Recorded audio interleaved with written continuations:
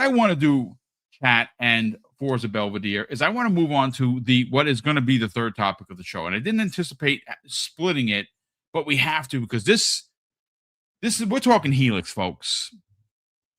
Now, in the story from Fraser Gilbert that we opened up topic number 2 with, he specifically said a line that is very apparent to what's going on.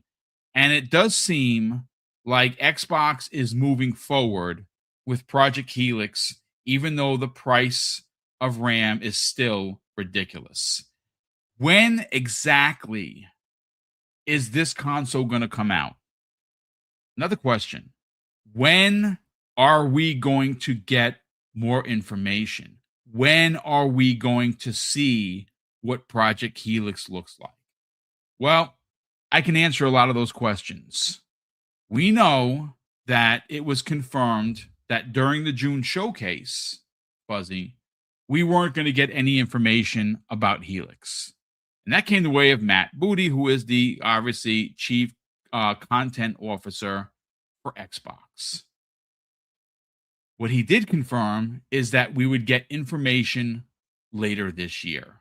Now, you might be asking, chat, when are we going to get this information? Should we expect this information to come the way of, let's say, Gamescom, which is happening in August? That's a possibility. Tokyo Game Show, not so much, because that's not really their audience, even though they want to have an audience. And if they make this deck of cards thing there, they could very well, because their internet, their cloud services in Japan are amazing. But where is this more likely to show up, chat? Sometime in November. Now, what we don't know for sure, well, there are two sides of this coin. November 15th, 2026, marks the 25th anniversary of Xbox as a brand, as a platform. That happens to fall on a Sunday. They normally do their specialized shows on a Sunday. Does that mean that that's going to happen, Fuzzy? I don't know. So that's one side of the coin. We know for a fact that that date is happening later this year, and it's the 25th anniversary of the platform. Let's flip the other side of the coin. Now, this is where the question marks come in. Will they have a show dedicating the future of Xbox and celebrating its past that particular Sunday? Where would that be? Well, we know that there's going to be a fan fest in Seattle. We just don't know when that fan fest is. Now, obviously, PAX has multiple, events. There's PAX East, there's PAX West, there's PAX South, right? They have a lot of them. Xbox is usually like incorporated with them. They're usually a sponsor. So does it happen then? I'm not sure. But if I'm a gambling kind of a guy, and I don't like to gamble because I like my money, is, Fuzzy, I believe that this is where they would show off what Helix looks like potentially. Give us some information about Helix, what it's ultimately going to be. Because we got to remember, we talked about this earlier this week, and I'll add this because I'm going to make this into a video, so I'll add the visual presentation. Matthew Ball has confirmed that they are, quote, rethinking what Helix is for the purpose of not having people priced out. Now, again, it's been some talk about whether or not that means it's going to be less powerful. I don't think so. Does that mean that because they're changing some things, will the ability to have Steam and Epic Game Store and Good Old Games on this box be removed? I don't think so, because at its core, it is going to be a hybrid. You will be able to play. I mean, they've confirmed you're going to be able to play your PC games. I don't know if that means that you'll be able to buy games from Steam on this thing, or you'll just be able to play your Steam library by logging in a certain way. I'm not sure about that. But they're going to be doing some different things. Well, I have a story in front of me that really lends to how they could make this, even though the pricing is going to be pretty high, an important part of their next step in gaming, which is expected to start in 2027 with, of course, the release of Project Helix. This story comes the way of techforgamers.com. It was written by Anvish Jasrani, and in its header, goes on to say Xbox wants, quote, a killer exclusive to sell Project Helix consoles at launch. And in its subtext, goes on to say Xbox doesn't want to repeat the same mistakes of the Xbox Series X and S. And what mistake was that? They didn't have the killer app. Because what was that killer app that got delayed, that made their management look really bad? It was Halo Infinite. It was on the freaking box. They had cans with codes. They had deals with Taco Bell, and they had to put the kibosh on it because the game wasn't ready. So it was definitely egg on the face. So that's the mistake. There wasn't the killer app. Well, let me read a little bit from the story and bring in Forza Belvedere. What I like about Tech for Gamers is they usually have this bunch of bullet points. They call it story highlights. I'm going to read those 3 bullet points here, folks, before we read the rest of the article. It goes on to say this: Xbox reportedly has intentions to deliver at least one, quote, killer exclusive for Project Helix release. The gaming giant feels that Xbox Series X or S lacked a proper system seller at launch, and they are correct in saying so. And upcoming games like The Elder Scrolls 6, Doom, Wolfenstein, etc. could be the system seller Microsoft is looking for. So let me read again a little bit from the article, then we're going to bring you in, Fuzzy, and get your hot take on this, because I actually think this planning this far in ahead goes to show you how you've heard me say this before, and you don't have to believe me. Just go and follow the breadcrumbs. Asha, not only is she incredibly smart and pointed, she reads the room super well. And her history in business proves that I am 1,000% right in saying so. But let me read a little bit from the article. It goes on to say, as Microsoft accelerates next generation efforts for Xbox Helix, the company continues to make big changes to its console business. For starters, Asha Sharma has spearheaded a return to traditional exclusives with the intention of releasing one big first-party exclusive every year. Multiple new Fallout titles have also been announced, and a new report confirms that Xbox plans to have at least, quote, one big system seller for Project Helix at its launch. He goes on to ask, why does it matter? Well, I have the answer for you, folks. Xbox hasn't had a compelling lineup of exclusives in years now, but Asha Sharma's renewed focus on this part of the business could change things drastically in the coming years. As Games Radar reports, Xbox believes one reason why the Xbox Series SX consoles failed is because they lacked true system sellers at release. Although Microsoft announced big games like Fable and launched Halo Infinite early into the hardware's lifespan, Microsoft feels that the Series consoles lack compelling exclusives. Because consoles typically launch with a slim lineup, these games do a lot of heavy lifting during its first year or so. And lastly, goes on to say, this is something that the gaming giant aims to address with Project Helix. The report states that the company is hoping to launch at least one game that they are currently and internally describing as a, quote, killer exclusive alongside the console as a major selling point. Lastly, what this killer exclusive will be remains a mystery, but Microsoft's current first-party pipeline hints at a few possibilities. I'm going to stop right there and let's digest this article. Fuzzy in chat, a killer exclusive, and I believe these have to be it. And maybe you agree, maybe you don't agree. I think for a zeitgeist title like Fallout 5 or Elder Scrolls 6, just getting announced as a true, full-on console exclusive, the same way Gears of War and an Exiles game, maybe Clockwork Revolution, you personally might say, isn't one of those. I would disagree with you because I think that game is gonna slap.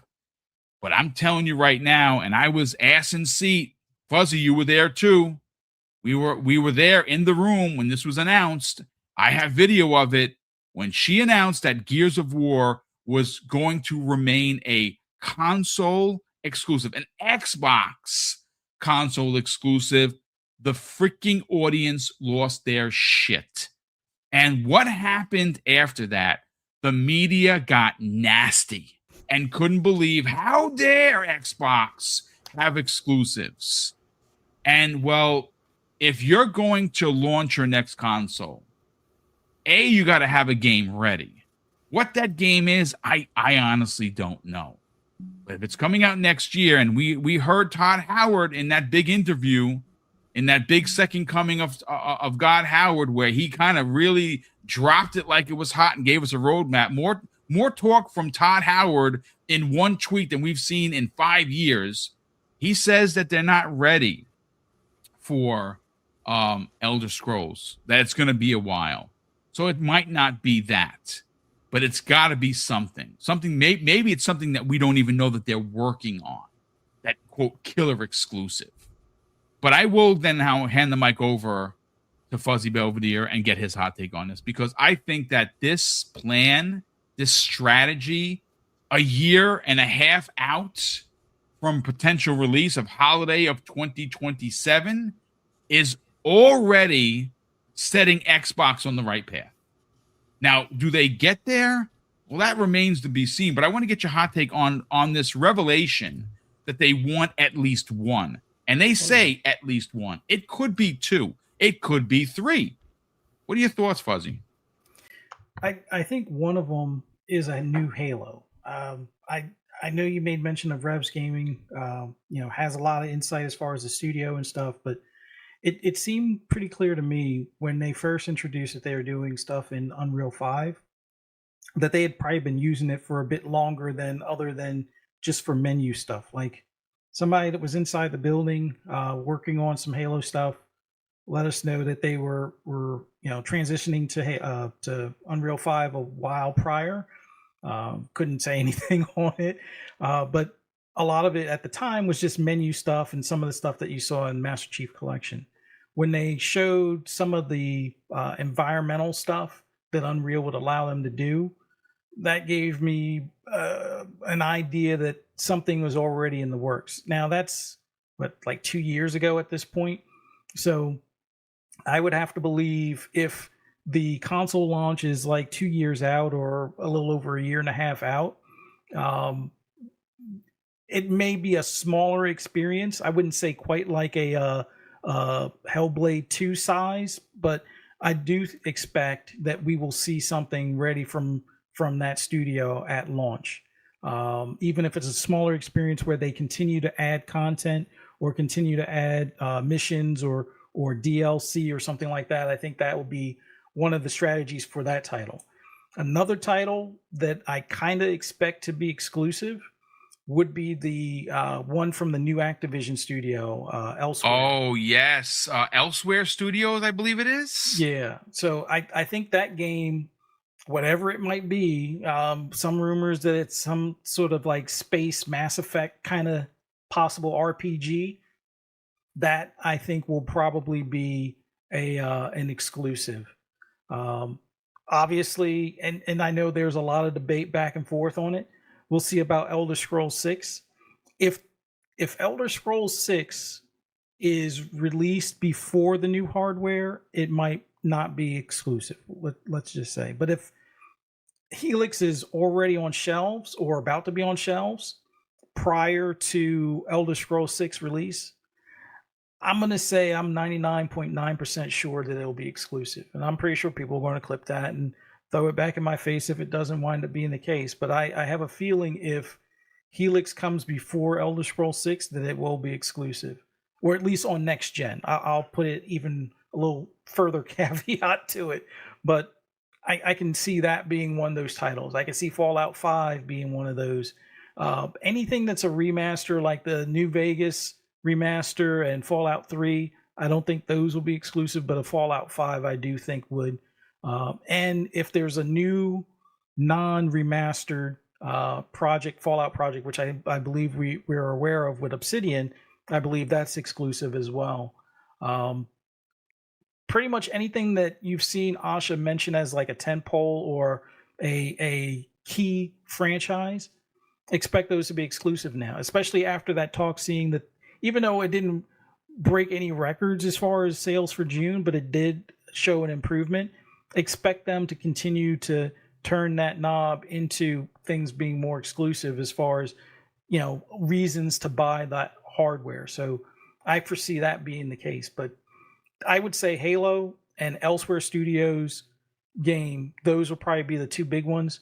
Obviously, we'll see improvements on Forza Horizon 6. I would love to see what that looks like. I mean, it looks pretty enough on a pretty decent, PC now with ray tracing and everything. All the bells turn to 11 type of deal. But yeah, I'm pretty sure there's another one that they're going to have mixed in there as well. And would not be surprised, although I don't know what the studio that they'll pursue, but I would not be surprised if there's a third-party exclusive, which maybe Ubisoft gets the nod. I know that there's a couple of projects that one announced, one kind of announced, and one that's a big surprise, hopefully soon, that might be being held up announcing. Because that's going to be the third party exclusive, but we'll see how that goes. But yeah, I would say a third party exclusive and two first party exclusives.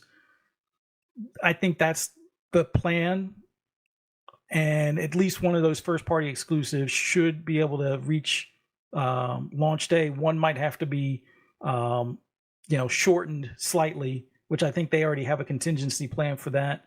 And then the third party one, I don't think it's done, but I think it's pretty close to done. And that should be at least 3 games that will say, you know what, whatever that device costs, these 3 games are worth it. And you can only play them here. Yeah, it's going to be worth getting that new box. So we'll see how it goes. It's funny. I'm glad you made mention of it because I didn't even really consider it. But you're right. If they really wanted to lay the groundwork that you have to buy this console, not only having a quote killer app, if you will, of first party, but they could have the quote second coming of an indie in there. Could you imagine if you find something in there, something small, one of your favorite indies of all time that is going to be a blockbuster, and they say, hey, listen, we want to team up, we want you a part of the launch, we know this is going to be a big, we've been following you, whatever the story goes along with it. But then you add a third party exclusive in there. Could that third party exclusive be something like, I don't know, a Splinter Cell, having a Sam Fisher, a legendary Xbox exclusive, because it was Xbox exclusive for a while before it came to PlayStation. You start building this deck of first party, second party, third party, exclusive, killer app. Now you've really set the table for people to be like, yeah, I got to get this console because. Now, does that mean that these games aren't going to show up on series consoles? Probably not. They'll probably be there. But the Elseworlds game, you see, that's a very interesting take, Fuzzy. I mean, really good work, because I always forget about that game. And you're right. One of the rumors that has been for a while is that Elseworlds game, that new studio at Activision, has been rumored to be making this space opera RPG shooter. Is going to be third person or first person? We don't know, but that's been in development for a while, man, and that lines up to potentially being a killer exclusive.